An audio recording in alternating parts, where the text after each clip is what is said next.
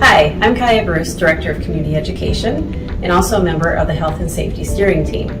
This video is going to share with you the standard response protocols that we will be implementing throughout the school year. First, let's start with a little background about how we got to this point.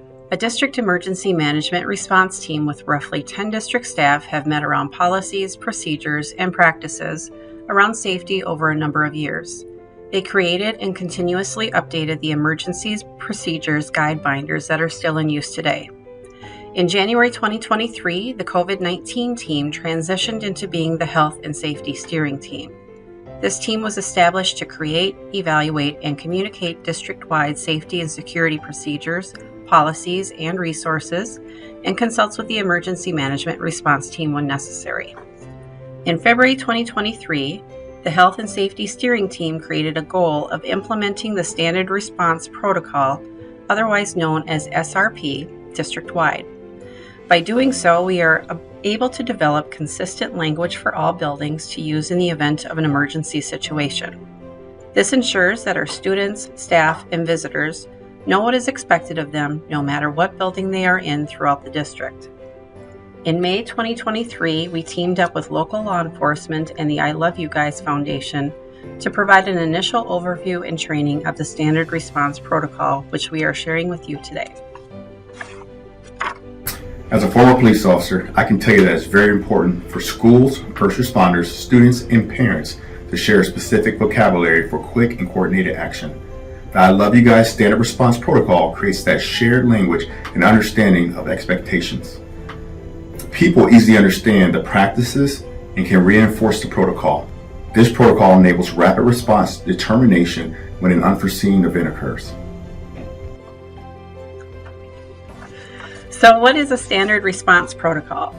SRP is a set of standardized actions taken in response to an emergency threat or hazard. The district has adopted 5 standard response actions to be used. Those are hold, secure, lockdown, evacuate, and shelter.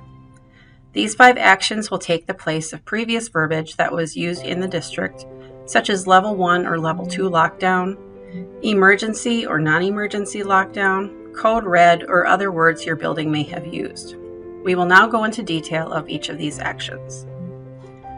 The first standard response protocol action that we are going to discuss is a hold.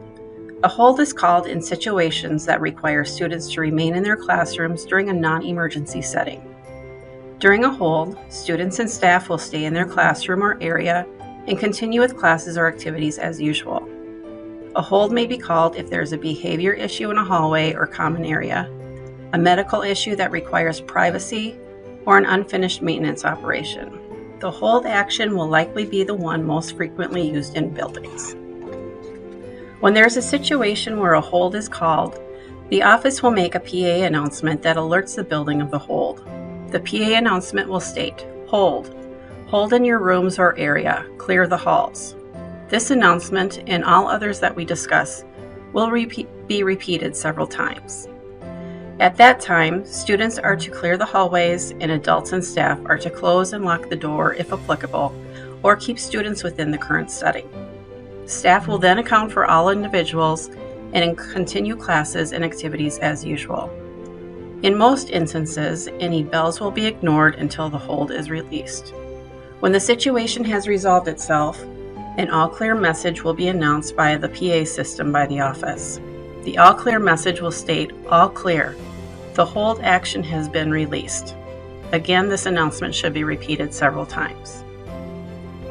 The next action we will discuss is secure. Secure is called when there is a threat or hazard which is outside of the building. A few examples of this could be an unknown person on school grounds, police or criminal activity in the area, or even a dangerous animal on school grounds. When the secure action is called, a PA announcement will be made that states, "Secure, get inside, lock outside doors." Building administrators will also need to find a way to communicate the secure action with any individuals that may be too far away from the building to hear the announcement.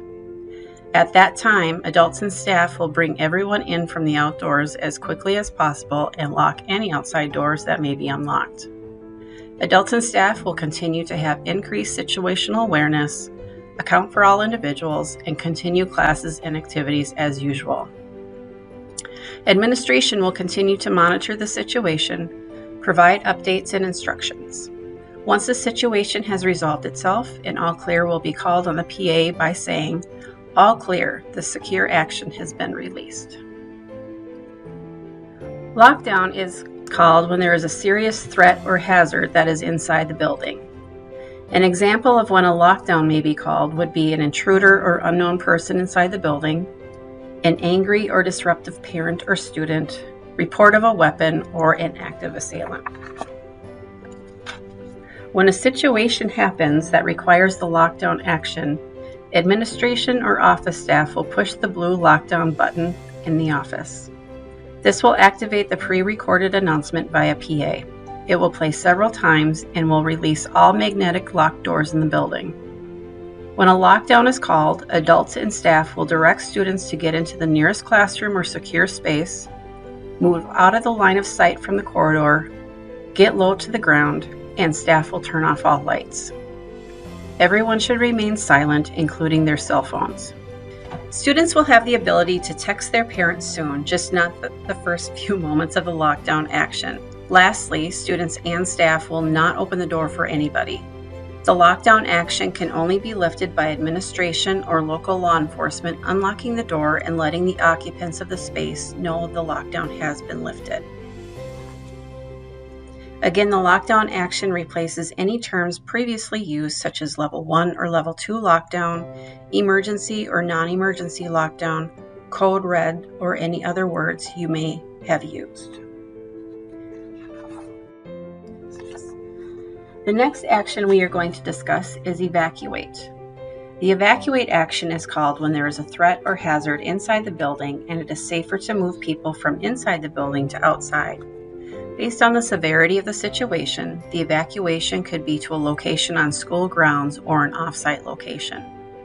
A fire drill would be considered a form of the evacuate action. Other reasons a building might call for the evacuate action could be for a bomb, a hazardous material spill inside the building, a gas leak, or even heating and ventilation issues.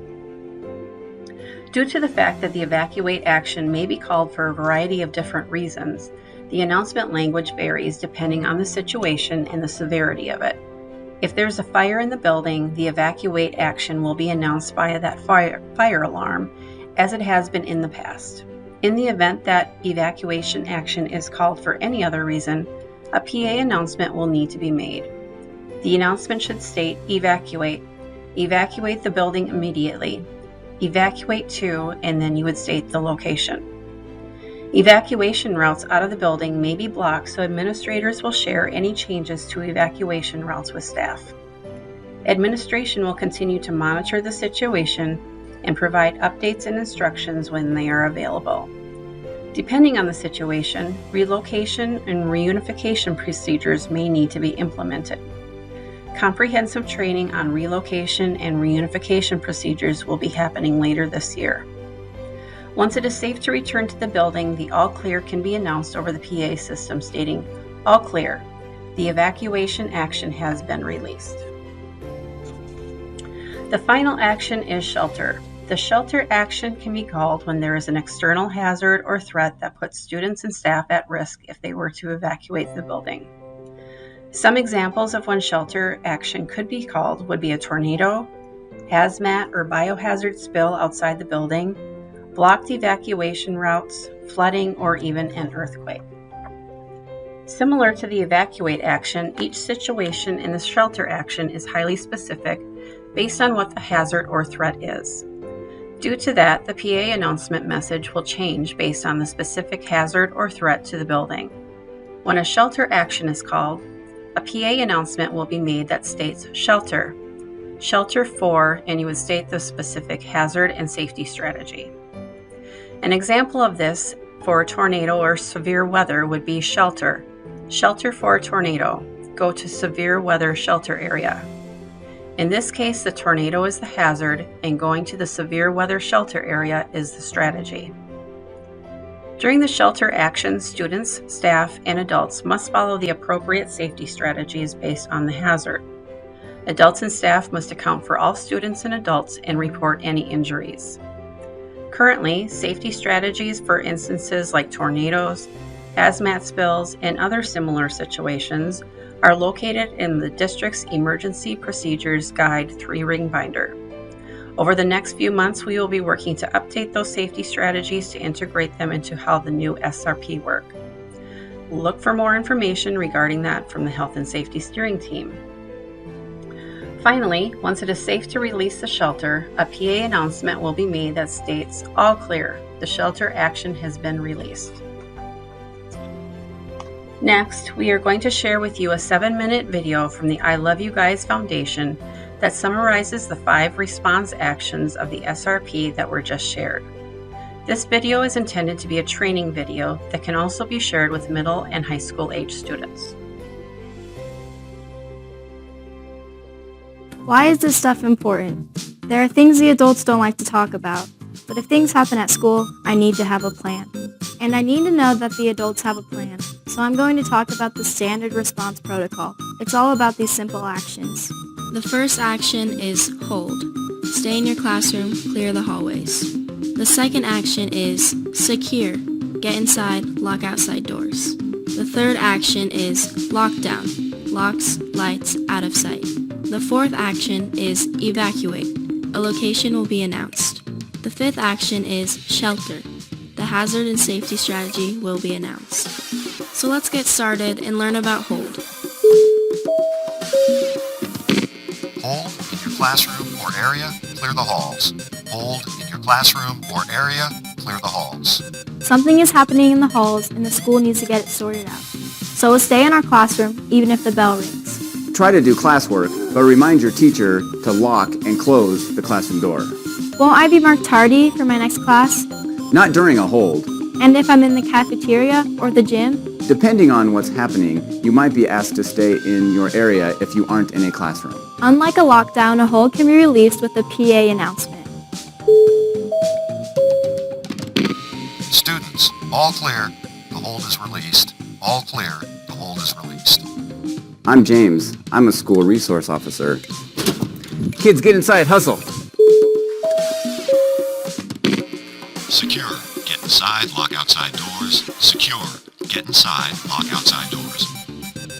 Why are we doing it? We're doing this because something is happening in the neighborhood near the school and we have to get you guys inside. Could be crimes out there, could be riots, could be a dangerous animal, could be zombies. James, zombies aren't real. You don't know that.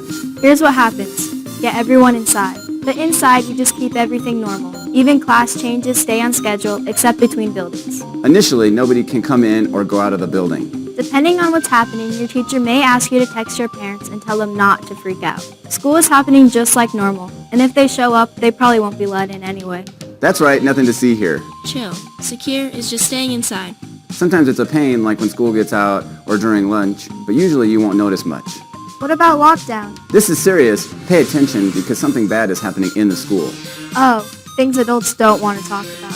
First, I'm going to talk about stuff that we do know. Data and research about attacks at schools. Then I'm going to talk about what to do depending on where you are. First of all, 70% of these are over within 5 minutes. 90% are over in 10 minutes. Heavy. First, let's look at one thing that they have learned. An attacker has hardly ever gotten through a locked classroom door. Hardly ever. Where'd you see that? Get on the web and look at the Sandy Hook Commission report. The FBI has some stuff too. Lockdown, locks, lights, out of sight. Lockdown, locks, lights, out of sight. So the teacher will lock and close the door. Right, then what happens? I got this. First, we're going to get out of sight of the corridor window. What else are you going to do? Then we're going to get low on the floor. I'm going to make sure I can't see out of the corridor window. Then I'm going to take a deep breath and focus. This is an important 5 or 10 minutes. I'm even going to silence my phone or turn it on Do Not Disturb. Turn off your data and Wi-Fi too. This helps the first responders keep their internet access. But can I text my parents? Yes, but not at first. Your teacher will probably have you wait about 5 minutes until it's safe. If it's safe, a few of you at a time can text your parents. Here's what to text. I'm okay. We're in a lockdown. I'll update you every 5 minutes. I'm going to add this. I love you guys. Text your parents. Don't text your friends. Don't post on social media. Duh. Here's one thing, a lockdown can be scary and it's probably going to last a long time. I need you to support each other, listen to your teacher. What else do you keep in mind? Don't open the door for anyone. What if they say it's the police? Like this, police, open the door. I don't know if it's really the police or someone trying to fool me, so I'm not going to open the door for anybody or even say anything. Right, law enforcement or an administrator will unlock and open the door. Same thing with an announcement on the PA. We're going to stay here until the administrator or police comes and opens the door. What about the fire alarm? When we're in a lockdown, we're going to treat a fire alarm a little differently. Unless it's really a fire in the room, we're going to initially stay put. Although I might look at other ways to get outside. If you're in the hallway, cafeteria, or gym, try to get behind a locked door or try to get out of the building. Remember, 5 minutes, so go quick. Think about other locking doors like staff bathrooms and some offices. The student bathrooms are probably a last resort. No locking doors, but at least you can get out of sight. This is a good time to talk about evacuate. Sometimes we just need to leave the building. Depending on what's happening, we might be asked to leave our stuff. Or we may be asked to bring it. If your phone's in your pocket, keep it there. If you hear lockdown and aren't in a locked classroom, remember self-evacuation is another option. That means getting out of the building and going to a safe place quickly. Once you're there, call your parents, tell them you're okay. The school might also give you an emergency number to contact. What happens when police release a lockdown? Police or an administrator will open the door and begin the classroom evacuation. Now, don't be surprised if they are a little loud or they keep shouting, "Show me your hands!" Got it. They're going to be loud and keep my hands empty and visible. Can I bring my stuff? Probably not, just what's in your pockets. They'll probably bring us to a secure assembly area like a cafeteria or a gym before moving us to where our parents can pick us up. At the assembly area, don't be surprised if an officer searches you. They just want to make sure there's nothing dangerous out there. Got it. They're going to be loud. They're going to search us. If you think about it, you're probably going to be stressed, so it's going to feel a little more intense than it really is. They are probably going to be a little stressed. They probably don't know you, but we all have the same goal in mind, to keep you safe. So what you're saying is cut everyone a little break, and we can actually help reduce their stress and our parents' stress. Okay, there's one more action. Let's talk about shelter. Different schools might do different things, but here are some examples of what might be announced. Tornado, get to the storm shelter. Earthquake, drop, cover, and hold. Hazmat, seal doors and windows. Tsunami, get to higher ground. This is important. I was in 4th grade at Sandy Hook Elementary School on December 14th, 2012. I got out. My little brother was at Sandy Hook too. He got out, but it was a close call. My older brother and sister were at the middle school. It was a tough day for them too. So I just need to have a plan, have some options. And you need to know the adults have a plan too. I was the school resource officer at Arapahoe High School in 2013 when the attack happened there. I'm going to ask you to do one more thing. When you go home today, talk to your parents. Tell them about what you learned today.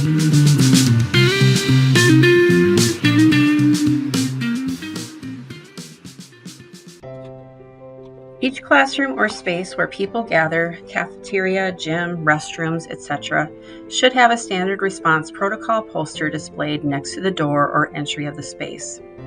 It is important that these posters are hung consistently throughout the building so that students, staff, substitutes, and visitors know where to look in case of an emergency.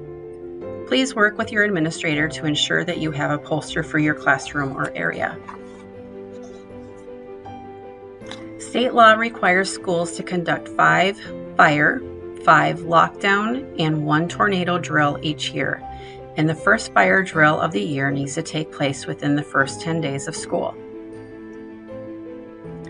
We want to thank you for taking the time to listen to this very important update to our emergency response plan for the district. We are eager to roll out the standard response protocol to all buildings and continue to provide a safe and secure environment for all students, staff, and visitors. Additional information and tools will be shared with you as the school year progresses. If you have questions or comments, please contact the Health and Safety team using our email or the QR code listed here.